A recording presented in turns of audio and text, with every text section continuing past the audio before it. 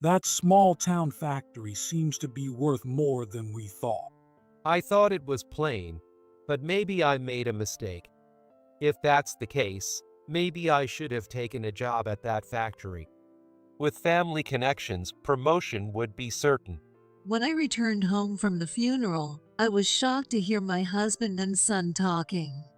I work at the small factory my father ran, but my husband and son, who work at a large trading company, always seem to look down on it. However, after seeing the large number of people who attended my father's funeral, their attitudes changed. I can't stand the thought of them taking a job at the factory we have worked so hard to protect just for fun.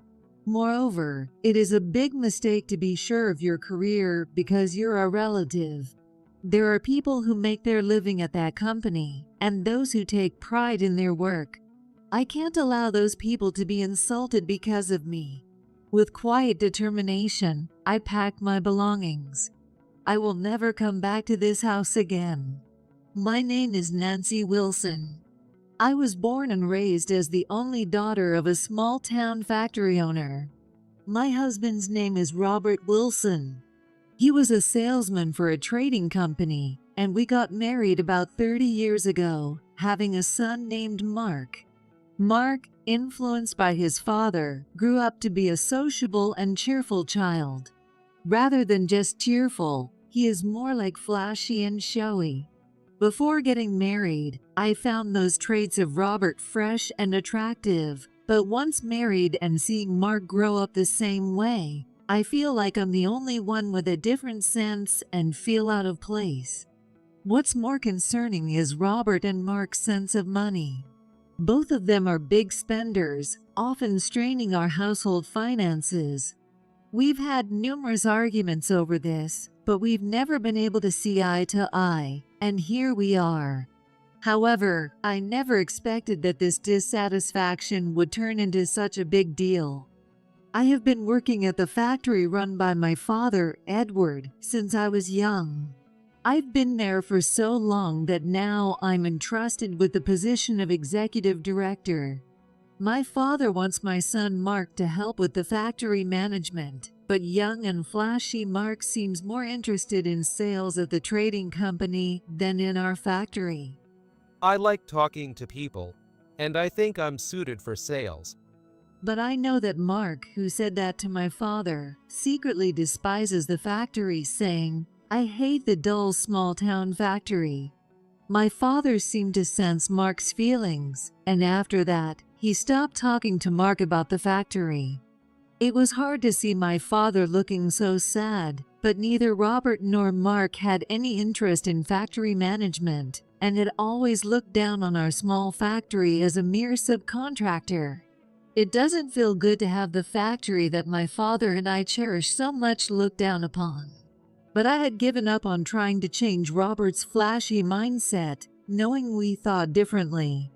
This time, I'm going on a tour with some friends. I'm thinking of taking Mark with me, so I'm going to buy a motorcycle. What? But motorcycles are expensive, aren't they? Are you buying it? Why don't you chip in half? Since both of us work, we have an agreement to split living expenses, but we can spend our own earnings freely. That's so sudden. When I showed reluctance, Robert raised his eyebrows. He's a salesman too, so networking is important. It's for Mark, so it's fine.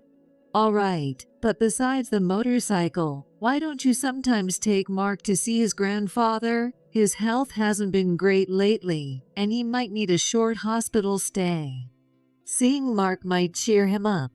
My father, despite running the company energetically, couldn't escape the effects of aging and had been going in and out of the hospital recently for short stays and tests. My mother passed away a few years ago, so I worry about my father living alone. But when I express my concerns, Robert gives a half-hearted response. Oh, right. It's tough right now because I'm busy, but maybe sometime soon. I'm talking about Mark. Lately, whenever I point out something to Robert, he quickly becomes irritable. This time was no different, and he immediately glared at me. Stop nagging. We talk about work because we're both in sales. I need to pass on my know-how to him. I have recently started to think that they both just want to have fun. Robert has always used work as an excuse to be away from home, leaving me to handle most of the childcare and housework alone. Mark, having grown up watching his father, often says outdated things like that's just how men are. I'm worried about whether Mark will ever be able to get married with this attitude. Anyway, that's it. About the motorcycle, I'm counting on you. Well, okay. Later, I found out that Mark had secretly visited my father. Mark suddenly showed up at my house. I thought something was up, but he just asked for money. He said he wanted to buy a motorcycle helmet. My father told me this in a casual conversation, and I was at my wit's end. I can't believe it. Robert told me to chip in for Mark's motorcycle. Mark said he'd buy the helmet himself, but he's my adorable grandson, so I gave him the money. Like many grandparents, my father is doting on his grandson. But as I see him become more self-indulgent with age, I'm beginning to reach my limit. I am fed up with my son's selfishness, even though he is my own child. The same goes for Robert, whom I married out of love. Robert never helped with housework or childcare, using his work as his excuse to have fun. Back then, my mother was still around, and my workplace was understanding, so I managed. But now, I feel my love for him fading. Nancy, I'm sorry, but I have to be hospitalized again. Please take care of the company. Okay, I will. Honestly, I have started thinking about our divorce. As for the factory, I can't rely on Mark, and he probably doesn't want to take over. It might be better to find someone, regardless of blood relation, to take over. I'll talk to my father after his hospitalization. I'm sure he'll agree. Since my father was hospitalized, my days have been busy with my work and caregiving. Work is manageable with the help of my colleagues. It's busy, but thinking about standing proud when my father returns keeps me going. The problem is caregiving. Robert and Mark still use work as their excuse and don't visit the hospital. Ever since I scolded Mark for asking my father for pocket money, he's been sulking. Robert supports Mark in this. It's heartbreaking that even though they are both adults, they only visit my father to ask for pocket money, and it makes me want to cry.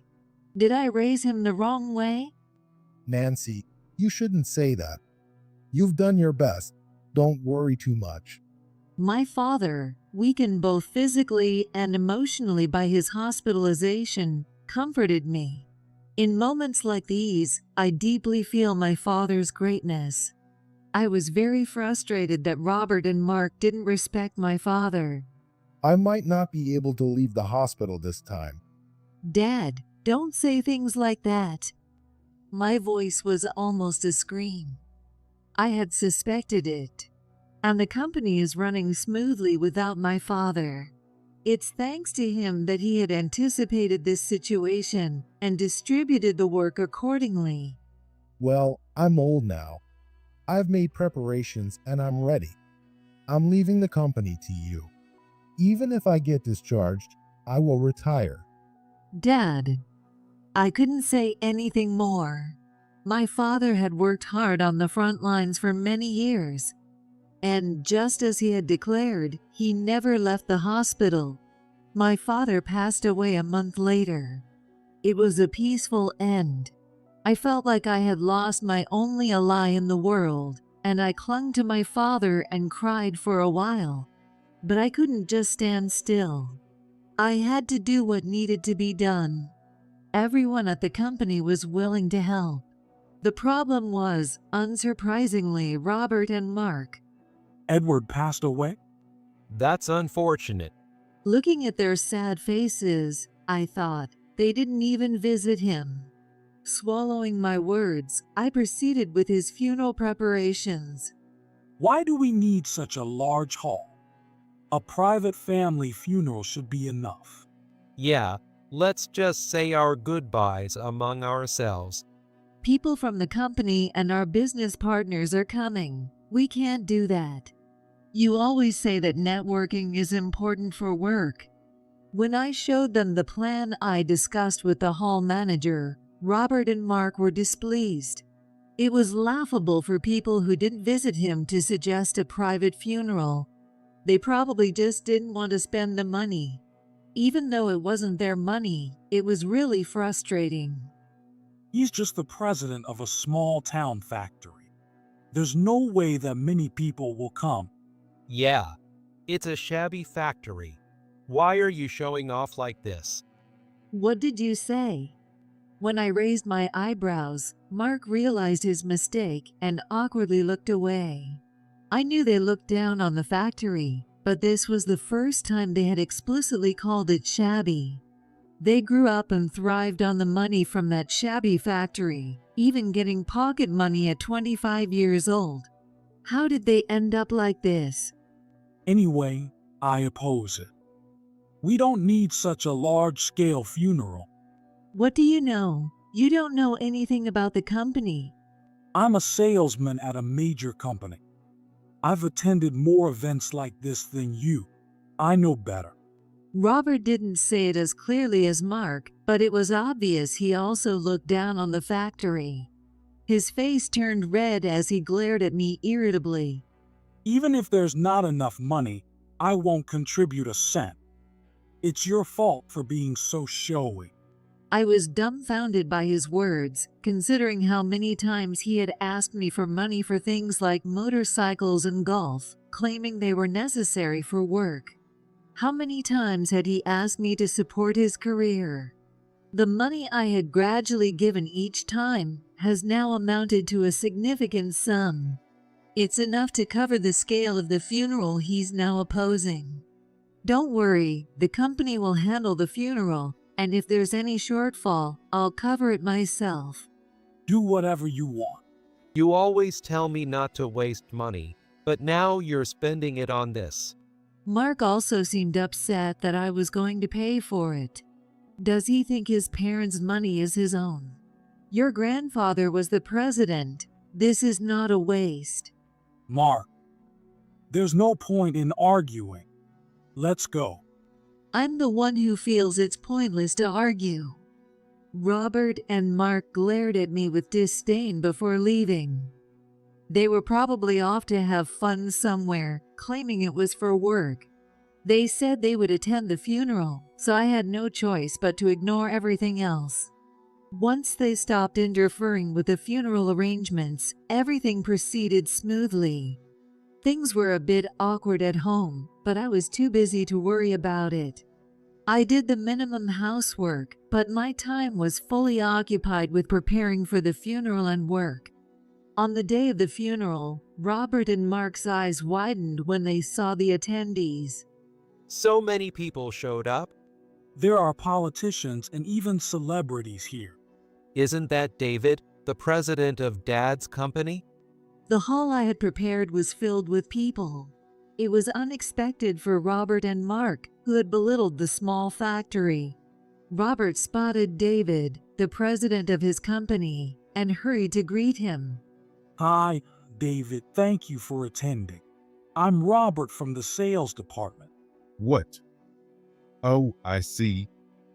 My condolences.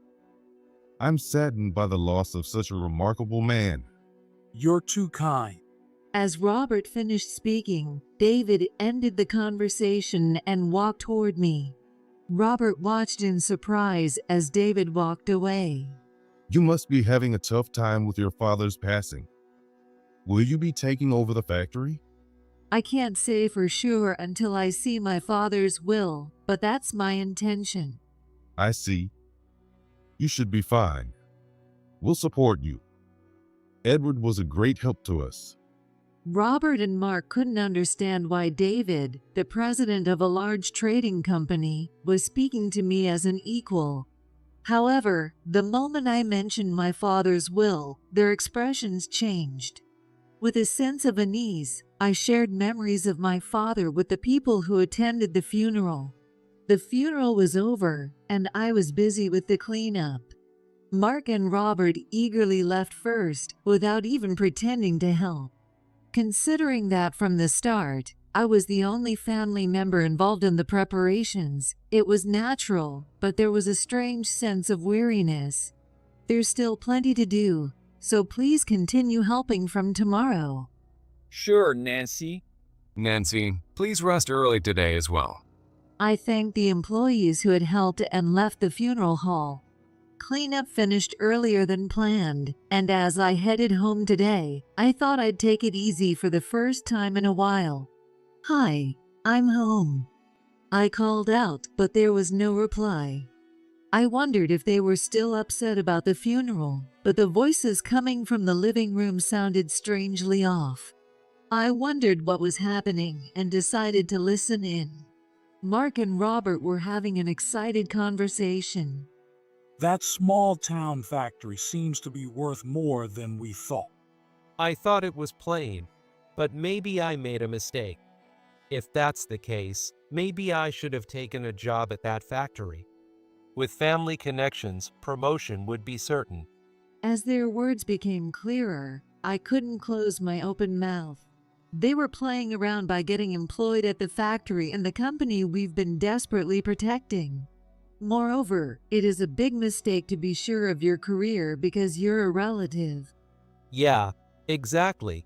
It's because we're family that a woman like Mom became the executive director. The employees would definitely prefer a man as the president, wouldn't they? Their words belittled both me and the company, making my body tremble with anger.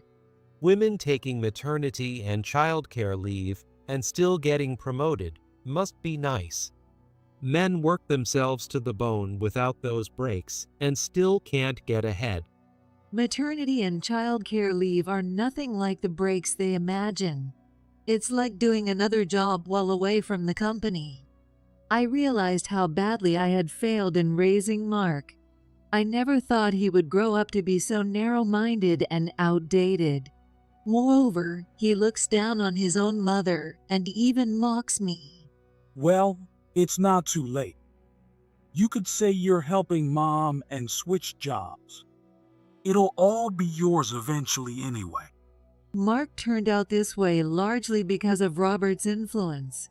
He never helped with childcare or housework, but was always eager to spend money on expensive hobbies for Mark. This hasn't changed since Mark was a child. That's true. Next president does have a nice ring to it. I'll talk to Mom. Their comfortable lives were built on my sacrifices. It was the moment I clearly realized something I'd been avoiding thinking about. If things continued like this, they would keep trampling on me. Moreover, Robert and Mark were about to trample on the factory and company that my parents, the employees, and I had worked so hard to protect. Many people make a living working there, and many find fulfillment in their jobs. I couldn't let my mistake harm the employees. Quietly making up my mind, I walked past the living room where the two men were chatting and laughing.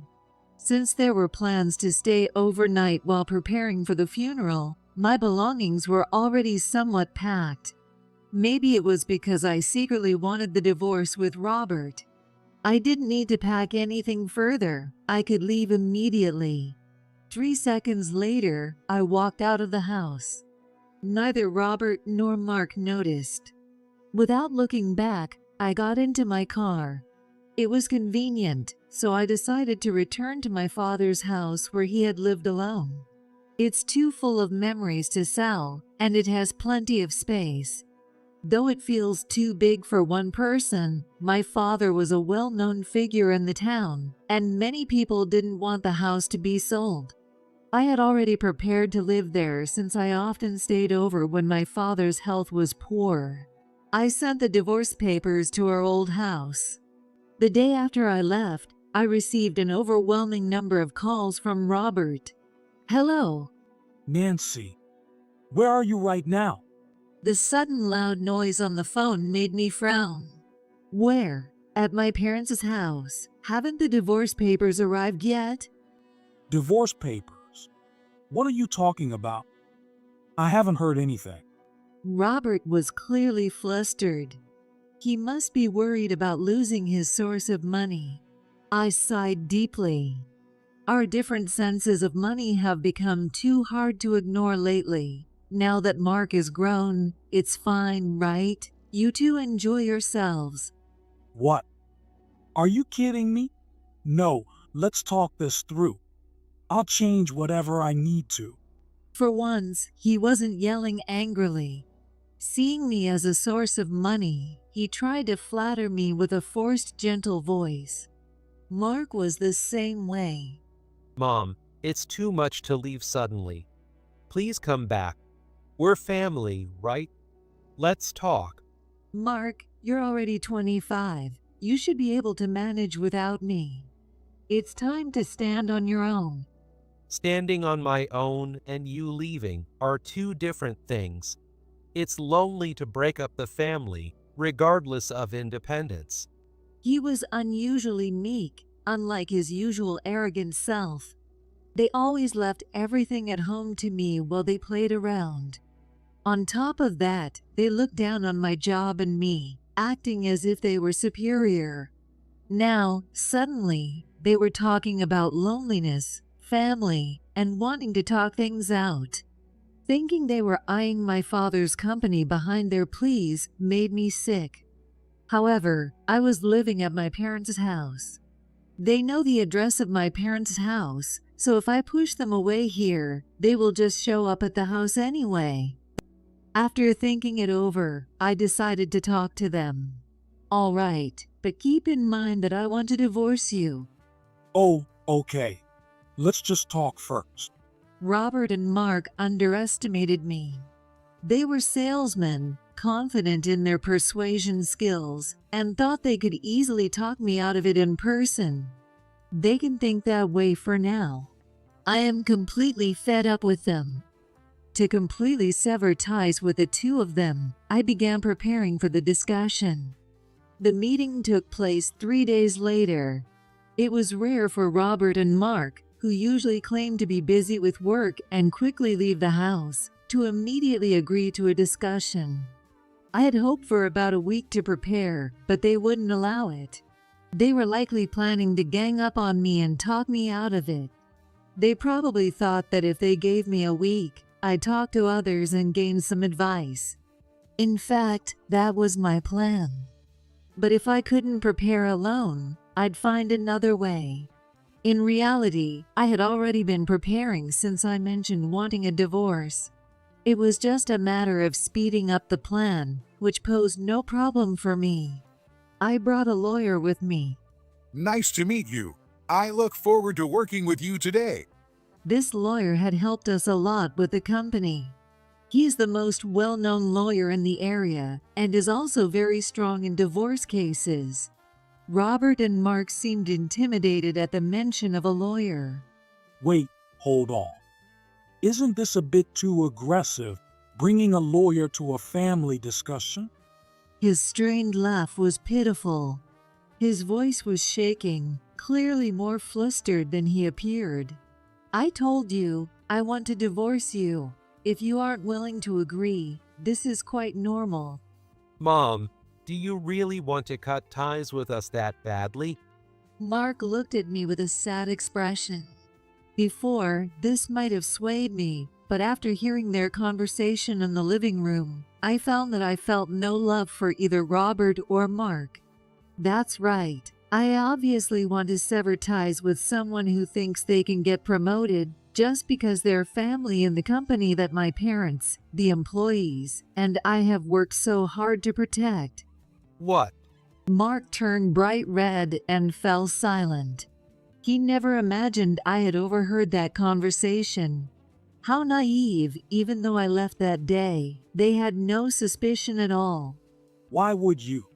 Oh, you didn't even notice I had come back. You were so engrossed in your conversation. That was the final straw. I don't want either of you to have anything to do with that company. Robert seemed to want to say something, but couldn't find the words. At that moment, the lawyer handed Robert some documents. Since the beginning of your marriage, you have been asking Nancy for money, claiming it was for work. Nancy has meticulously documented the amounts, purposes, and dates of these transactions. We would like you to repay this total amount. If you agree, there will be no alimony claims. What? Money. Robert snatched the documents and stared at them in disbelief. The amount was almost the same as what he had grudgingly agreed to spend on the funeral. But this. Yes. What about the money for Mark? Isn't that child support?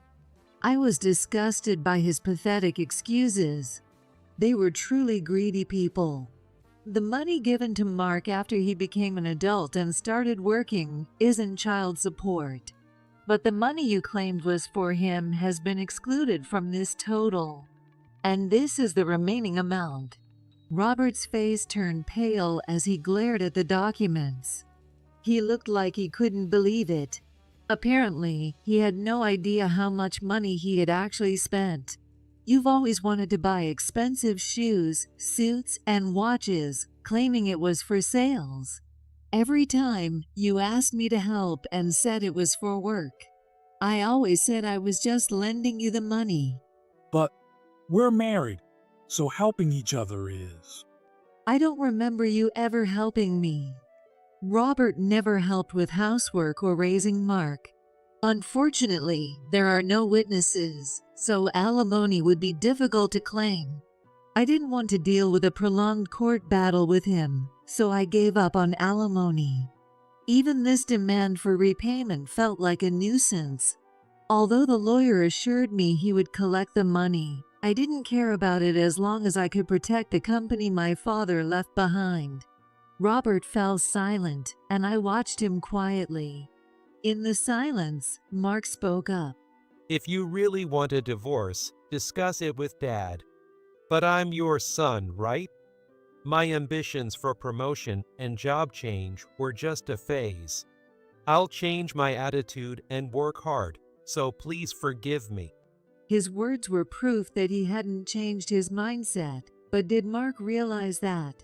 Apparently, Robert was shocked when his son betrayed him. Mark, are you going to abandon me? With this debt, no wonder Mom is fed up. I'm her son.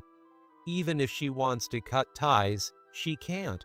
It seemed he was now considering the inheritance and decided to flatter me, abandoning his father. Like his father, he was utterly shallow. I was the one who primarily raised him, so how did he turn out like this? Where did I go wrong in raising him? Lately, these thoughts consumed me whenever I looked at him. That's true. The bond between parent and child can't be severed. Robert slumped, and Mark smiled. Robert looked like he was about to grab Mark, who was smiling. They used to be a close father and son, but money has made them like this. Selfish people are frightening. But Mark, I don't want someone who wants to be president or get promoted for such silly reasons to be involved in my father's company. What? Mark's face froze. At that moment, the doorbell rang. Robert frowned suspiciously. Who could it be at a time like this? It's a guest I invited. What? Robert and Mark visibly tensed up. Too much trouble to explain. I quietly stood up and invited the guest in. David, thank you for coming. When Nancy asks, I can't say no. David? The visitor was David, the president of the trading company where Robert worked. He had been an acquaintance of my father's for a long time and a business partner of the factory. Although Robert only learned about it at the funeral, we had known each other for quite a while. Like the lawyer, he was more of my father's acquaintance than mine. I heard that my employee has been causing trouble. I apologize. No, since he is my husband, David, you don't need to worry about it. I should apologize for troubling you instead. It's all right. Edward helped us a lot, and I hope to continue a long relationship with your company. David smiled kindly and looked at Robert. Facing his employer, Robert straightened up, sweating profusely. You're Robert, right? It would be a problem for someone as clueless as you to get involved with that company. I'm sorry, but could you give it up? What? The small town factory. Seeing Robert's surprise, David sighed deeply and shook his head. Robert, unable to assert himself in front of his boss, seemed confused about the situation. It was fortunate for us that Edward separated his private life from work. Although, because of that, Nancy ended up marrying someone like you. It's fortunate for us that we couldn't stop the deal because of your ignorance and disrespect. What do you mean? Oh, and you must be Mark. You work in the sales department at Brown Trading, right? Your president wants to have a word with you. Here, the call is connected, so go ahead and talk. Really? Oh, okay. Just having David there changed the atmosphere of the room dramatically. With a kindly grandfatherly smile, David handed his phone to Mark. Mark's company is also a business partner of ours. I think Mark's boss will tell him the same thing. Robert, you need to divorce Nancy. But this is a family matter. But you're interested in that company, right? So it's a no-go. Even if you weren't interested, it still wouldn't work. Neither you nor Mark are suited for management. When a current president says it, it carries more weight. Robert was at a loss for words, desperately searching for a rebuttal. You don't even know how many patents that company holds, do you? Nancy is already managing the patents. Even one of those patents is an American treasure. It's extremely valuable. I can't allow someone who would be dazzled by such value to stay near Nancy. The talk of patents was news to Robert, who stood there, mouth agape and paralyzed. Ignoring Robert's bewilderment, David continued in a relaxed tone. Do you understand? Mishandling just one patent could harm not just our company and Nancy's company, but America as well. I can't let someone who doesn't understand that be involved with that company. Mark was likely hearing the same from his own boss. Seeing Robert still trying to argue, David delivered his final blow.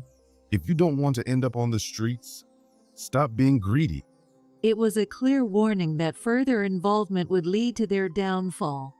David was in a position to make that happen. The thought of the people who attended my father's funeral must have crossed their minds.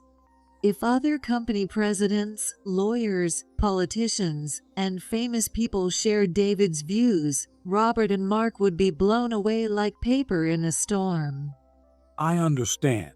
Imagining his own downfall, Robert looked down and spoke weakly. Mark, having heard something similar from his own boss, also promised to no longer involve himself with me. After that, I successfully divorced and got Robert to repay the money he owed me. Robert and Mark were demoted and forced to relocate due to the recent trouble. Robert was transferred to the south, while Mark was sent far north. Moreover, they were given dead-end positions with significantly lower salaries and no prospects for promotion. It's too risky to let them run loose. We plan to keep them employed here. Mark's boss has the same plan. Despite the underlying fear I felt from David's words, I was grateful for his help and decided to accept it. I intend to repay this favor by supporting the company my father left behind. Freed from Robert and Mark, I dedicated myself to work and now lead a fulfilling life every day. This company was left to me by my parents.